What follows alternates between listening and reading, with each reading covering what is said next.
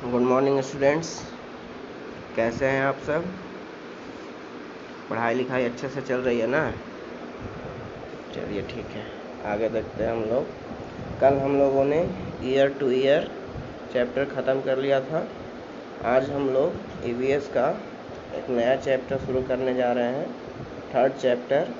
इसका नाम है a day with Nandu.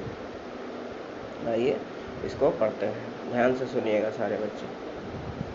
A day with Nandu chapter का नाम है, मतलब एक दिन नंदू के साथ। ठीक है, इसमें क्या लिखा है? नंदू वेक्स अप, मतलब नंदू उठता है। वेक का मतलब उठना, जागना। जैसे सुबह होता है तो हम लोग कैसे जागते हैं सोकर, तो वही नंदू जो है जागता है। Nandu woke up and open his eyes. Nandu उठता है और अपने आँख खोलता है, आँखें को खोलता है। For a few seconds he was not sure where he was. कुछ सेकंड तक उसको ये नहीं समझ में आता है कि वो कहाँ पे है।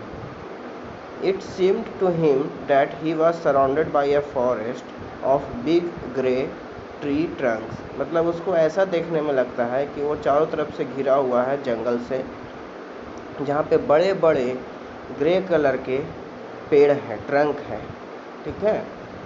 He blinked his eyes and looked around. उसने अपने आँख को ब्लिंक करता है, ब्लिंक मतलब मटमटाना, ऐसे ऐसे कैसे हम लोग आँख पलक झपकते हैं, तो इसी he blinked his eyes and looked around. वो अपने आँख को पलक झपकता है और इधर उधर देखता है आसपास। ओह देयर वाज अम्मा।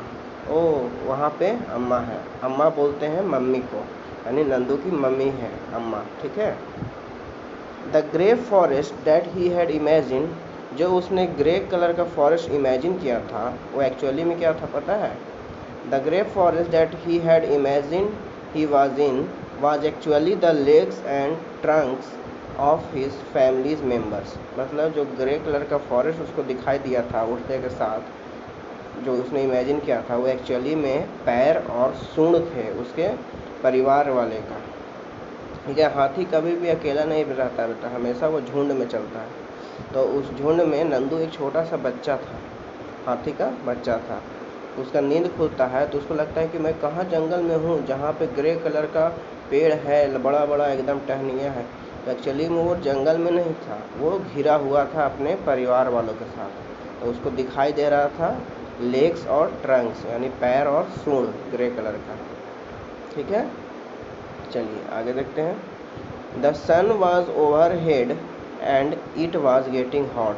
मतलब सूर्य जो है एकदम सर के ऊपर था और गर्मी बढ़ रही थी, बहुत ज़्यादा गर्मी हो रही थी। नानी माँ ट्रम्पेटेड, यानी नानी माँ जो थी उसकी, वो ट्रम्पेट बोलते हैं हाथी के आवाज़ को। ठीक है। मेड अ लाउड साउंड, बहुत ज़ोर से आवाज़ निकालती है। नानी माँ किसको कहते हैं पता है? आपकी मम्मी की जो मम्मी होंगी उनको हम लोग नानी माँ कहते हैं। ठीक है। नानी माँ is the oldest in this hard of elephants. नानी माँ जो है वो सबसे ओल्डेस्ट थी। ओल्डेस्ट मतलब पुरानी थी, बूढ़ी कह सकते हैं। ठीक है ना, बहुत ही सबसे बड़ी थी वो उस झुंड में। हार्ड का मतलब होता है झुंड, हार्ड ऑफ एलिफेंट्स मतलब हाथियों का झुंड, यानी नानी माँ जो थी उस हाथियों के झुंड में सबसे बड़ी थी। She started moving towards the jungle. वह जंगल की तरफ मूव करना शुरू करती हैं। द अदर फीमेल एलिफेंट्स, जो बाकी फीमेल एलिफेंट्स थी, सा हर, उनको देखती हैं उनके नानी माँ को, and started to follow her, और उनके पीछे पीछे चलने लगती हैं। Nandu also went with them. Nandu भी उनके साथ चलने लगती है। ठीक है, आगे देखते हैं हम लोग। When they reach the जंगल, जब वे जंगल पहुंचते हैं, the members of heard started spreading out. जो झुंड के जो मेंबर लोग थे, जो हाथी लोग थे, वो फैलना शुरू हो जाते हैं। स्प्रेडिंग मतलब फैलना, मतलब कोई इधर चला गया, कोई उधर चला गया, कोई इधर चला गया। ठीक है ना, झुंड से टूट जाते हैं। Each member went to eat her favourite leaves and twigs. यानी प्रत्येक मेंबर, यानी प्रत्येक हाथी जो था वो कहाँ गया था? तो खाने गया था अपना सबसे पसंदीदा पत्ता और टहनियों को। ठीक है। आफ्टर दे हैड ईटेन, जब वो लोग खा लिए पत्ते और टहनियाँ को, the heard move towards the river, तो झुंड जो है नदी के किनारे, नदी के पास मूव करने लगे, नदी के तरफ जाने लगे।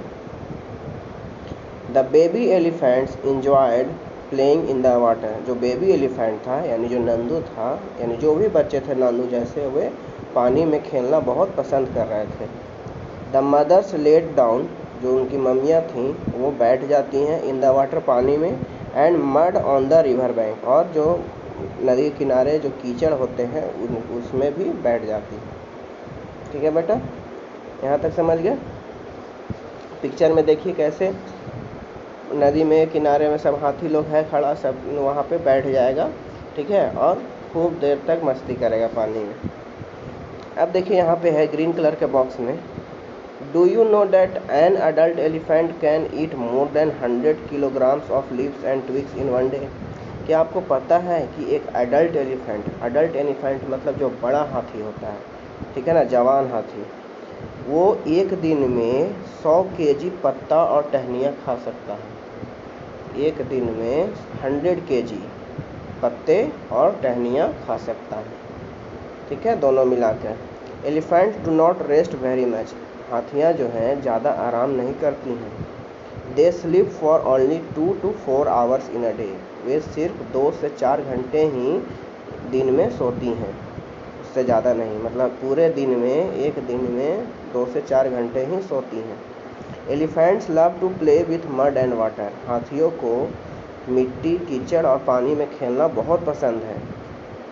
The mud keeps their skin cool, और एक बात पता है, जो मिट्टी उसके शरीर पर लगा होता है उससे उनको स्किन को ठंडक पहुंचता है, इसीलिए उनको अच्छा लगता है, ठीक है।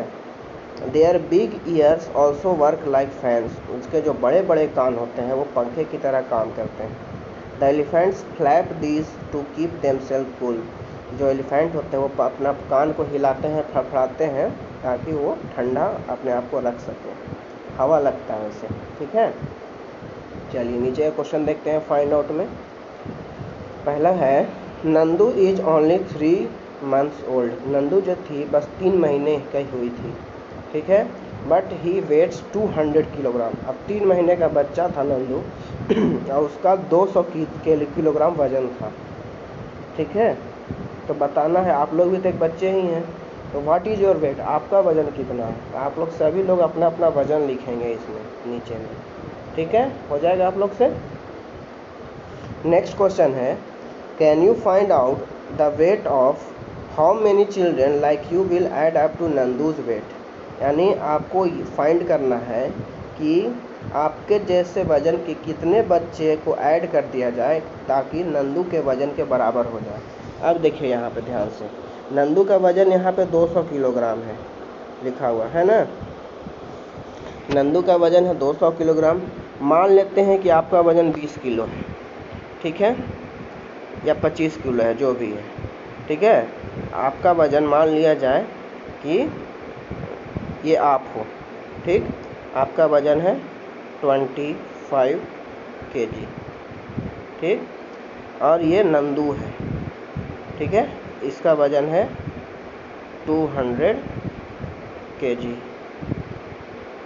तो यहाँ पे बताना है हम लोग को कि हमारे वज़न के कितने बच्चे को जोड़ दिया जाए कि नंदू के वज़न के बराबर हो जाए। तो कुछ नहीं करना है, आपको 200 को डिवाइड देना है 25 से, मतलब 200 को डिवाइड देना है 25 से, ठीक है। अब तो 25 का टेबल आपको नहीं आता होगा, तो आप इसको अपने पेरेंट्स से हेल्प ले सकते हैं, ठीक है। ऐसे इसका आंसर हो जाएगा, अगर 25 को 200 से डिवाइड देंगे तो 8 टाइम्स में ये कट जाएगा, ठीक है ना, तो ये कट गया। तो जो हमारा आंसर होगा वो 8 चिल्ड्रेन, मतलब हमारे जैसे 8 चिल्ड्रेन को ऐड करने पर नंदू के वज़न के बराबर हो जाएगा। ओके,